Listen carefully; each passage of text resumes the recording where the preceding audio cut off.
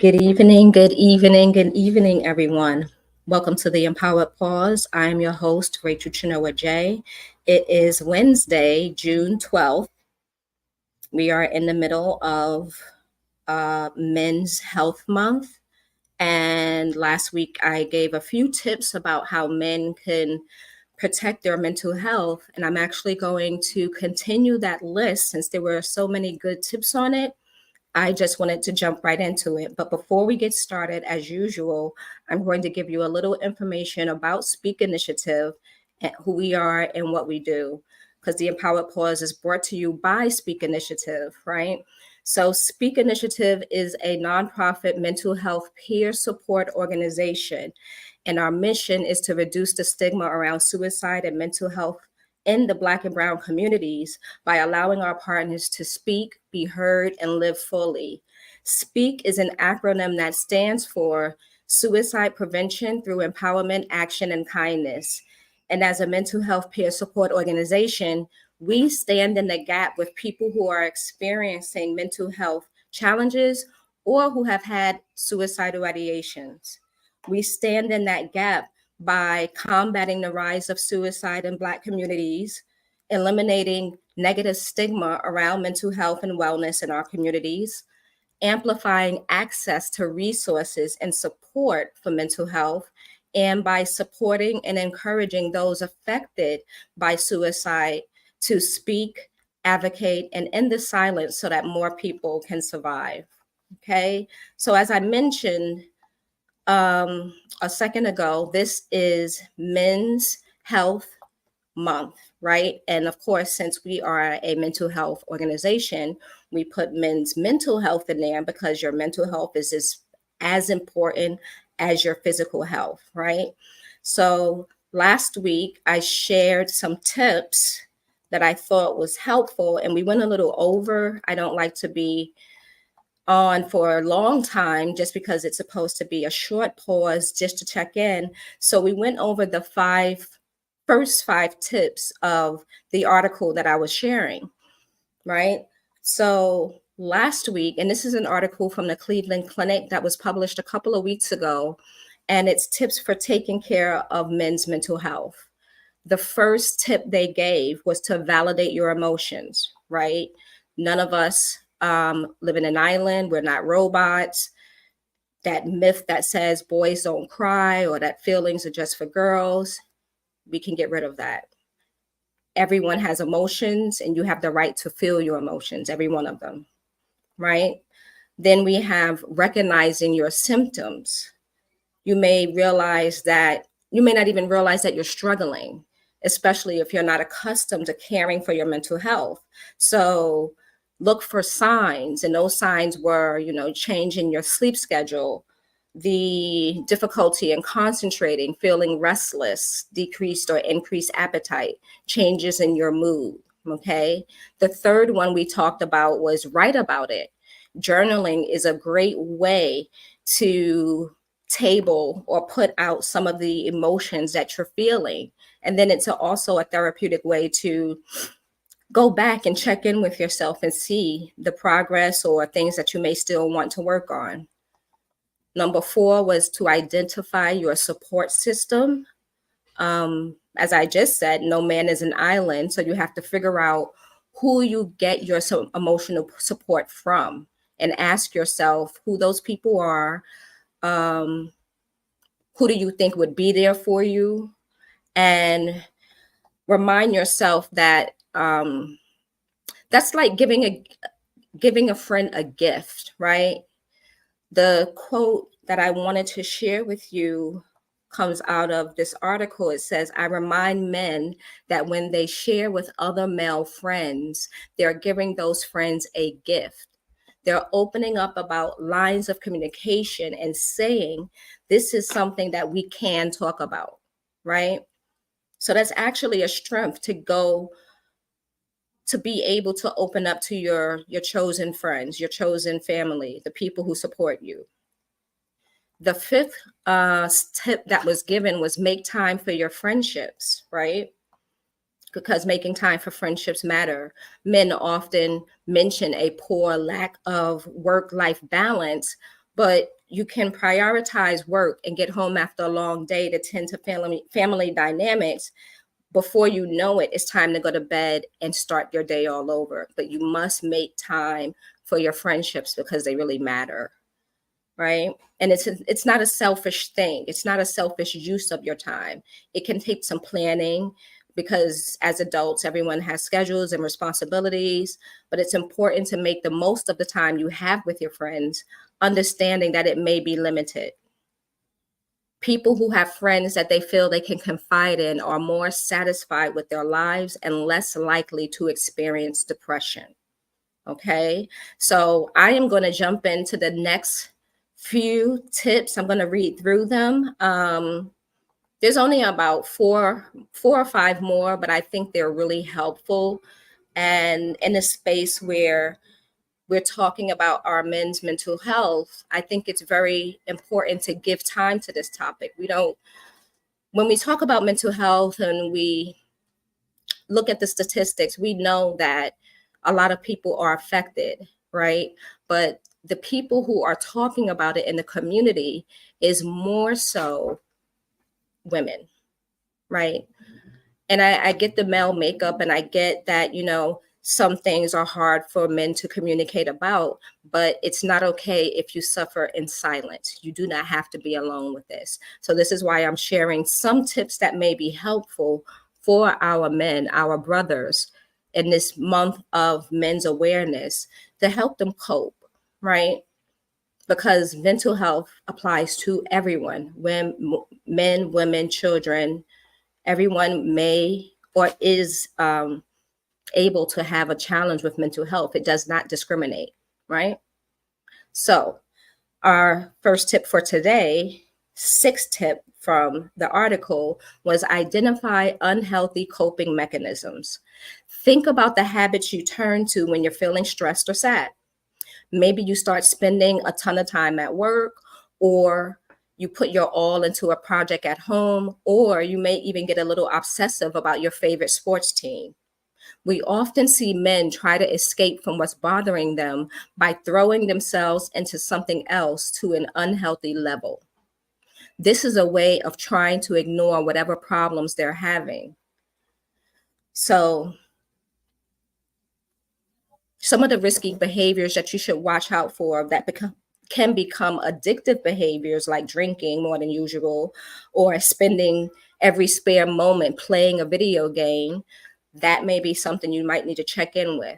A few of the other ones are substance abuse issues, making big impulsive purchases, gambling, too much time spent online, unsafe sex, and even working out too much, right? Working out is a beautiful thing to do to keep you in optimal physical health.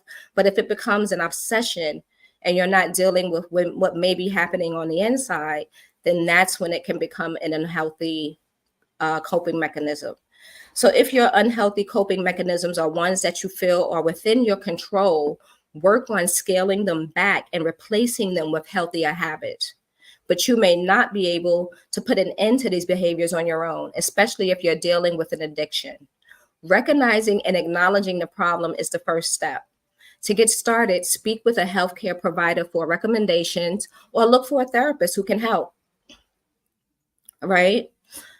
Also, so our next tip is to embrace healthy hobbies. Whatever happened to hobbies, right? I ask myself that on a regular basis. As children, we have time to do certain things, whether your hobby is creating or building or writing. As adults, we don't always have time for our hobbies, but we can make time for those, right? As a kid, you probably had lots of them: playing t-ball, learning about astronomy, drawing pictures of dinosaurs, participating in Boy Scouts. But of course, as you got older, those activities may have fallen by the wayside as your attention turned to the demands of adulthood. Hobbies can help give your brain a break from the stressors of everyday life while allowing you to tap into feelings of creativity and self expression.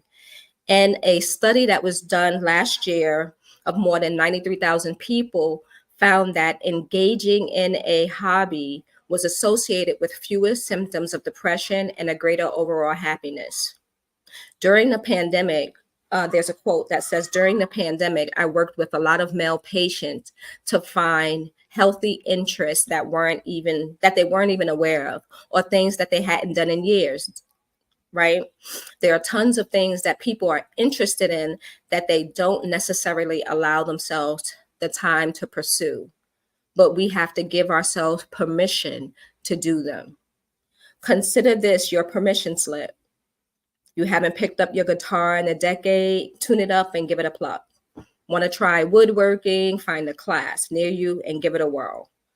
If you have a backyard full of feathered friends, buy a book and binoculars and become a beginner bird watcher, right? The possibilities are endless. It doesn't have to be, something big, but give yourself that time to escape from the mundane day to day and do something that you're interested with, right?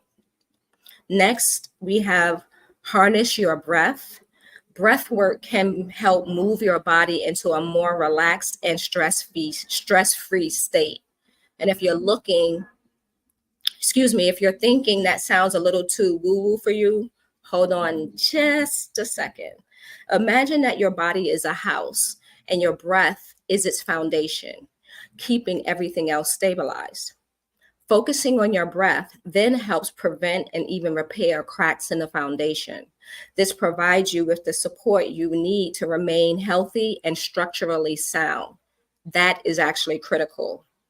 Breath work is also the basis of meditation, a practice that involves focusing or clearing your mind using a combination of mental and physical techniques. Dr. Borland, who penned this article, says, I'm a big proponent of daily deep breathing or meditation. He says, I recommend using an app or finding videos that you like online, especially if you're new to these practices. And I can agree, there are many videos and tutorials that you can follow online to get started with meditation. I'm actually a fan of deep breathing. It keeps me from going off the deep end sometimes. Just taking a deep breath and letting your body reset is helpful, right? Number 9 is to move your body. When your mental health is down in the dumps, sometimes the last thing you want to do is work up a sweat. But it's one of the best things that you can do for your body and your mind. Exercise can help keep the blues at bay by boosting endorphins, relieving pain, and reducing stress. It is even considered an effective treatment for depression, and it may be a preventive measure too. In 2019, there was another large study that showed that physical activity is associated with a lower risk of depression. One thing I always prioritize with my patients is making sure they carve out time for exercise, whether it's going to the gym or doing something at home. Dr. Borland stated, it's really important to break a sweat, get your heart pumping, and have a healthy physical outlet for stress and anxiety. The next to last tip that I have for you today is to tend to your physical health. Yes, this one is related directly to your physical health, but we want to take it a step further than just movement. Untreated mental health issues can quickly turn into a variety of physical health issues too. When men don't cope with their mental health issues, they often turn to an unhealthy diet or may not get enough exercise, which can lead to weight gain. We also know that chronic stress can have serious negative effects on the immune system. On the other hand, caring for your physical health, like through a healthy diet and regular exercise, can help you keep your mind well.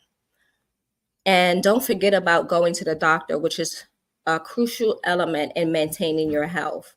Men aren't always very good at following up with their primary care doctors, so health concerns and conditions may go overlooked. In fact, a 2023 survey by the Cleveland Clinic found that a whopping 44% of American men don't get an annual physical. These yearly wellness exams are an opportunity for you to build a rapport with your doctor and uncover hidden health issues that may need your attention before they escalate into problems. So be ready to incorporate a routine with your annual physical into your wellness routine, right? And there are ways you can prepare to go to the doctor. There are a list of questions you can bring up, what to expect at a health checkup, the things that are going to happen if you haven't been to the doctor in a while. I encourage you, please go.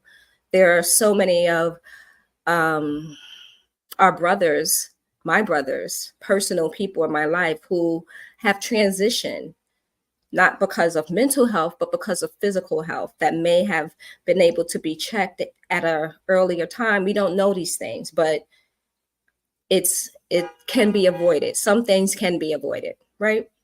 And our last tip, of course, is just to seek professional support. We've already discussed how you need a strong support system and people you feel comfortable having deep conversations with. But your friends and family should not double as your therapist. You deserve to talk to someone who has the time, energy, and capacity to listen to what you're going through and help you manage it. If you're struggling with feelings related to, the stigma of going to therapy, or if you're just feeling nervous and unsure about what to expect, there are ways you can ease your mind. It is important for men to have a place to come and process what they're experiencing. Dr. Borland states when he met with a new patient, he had to remind them that there's no pressure and no expectations. He asked the patient to let him guide them through the session, but we're going to take it at their speed and see where it takes us. So you can therapy is a new thing, and it's going to be new for anyone who hasn't attempted it, right? But especially among men, there's a misconception that therapy is touchy feely and that you're going to get into all sorts of deep emotional childhood related stuff, and it may be heavy and it's going to be too much work, right? But in reality, the therapist's job is to create a safe place for you to talk about whatever is on your mind, and that's it. It doesn't have to be overwhelming. It doesn't have to be deep diving and going into the past. It's just a safe place that you can put your concerns and maybe get some feedback at the same time. So imagine how freeing it would be to be able to tell someone exactly what you're thinking, and that's what therapy can provide. Men in particular are surprised to experience a sense of relief after their first session. You often say, I was so anxious about coming to this appointment, but you know what? That it wasn't that bad at all, right? So again, the entire article was 11 tips for men to take care of their mental health. Last week we did the first 5, and today I finished the next 6. And I really think that these tips, again, I'm pretty sure I've said some of these in different pauses, but today we're only focusing on men and these 11 things that men can do to combat mental health, to keep healthy, to stay in a better positive space so that they can function fully, right? So as usual, I'm going to end here because we're on 18 minutes, but I want to say that thank you for taking time to listen today. I hope these words have been empowering and encouraging. And of course, as I motivate myself in these pauses, I motivate you as well, or vice versa. As I motivate you, I motivate myself. But again, that's our pause for today. If you or someone you know is struggling with their mental health and need assistance, please know that you are not alone. At Speak Initiative, we're not therapists. We are peers who understand, and we can stand in the gap to offer you resources or get you to additional resources that you may need to continue or start your journey to your whole self. All right. So again, thank you for joining us today, for joining me today for this all new Empower Pause. We'll be back next week when we continue Men's Month, and we also will talk about this month being Pride Month. And I'd just like to say happy Father's Day to all of the fathers out there who are listening. Thank you. Have a great week, and I will see you soon. Take care.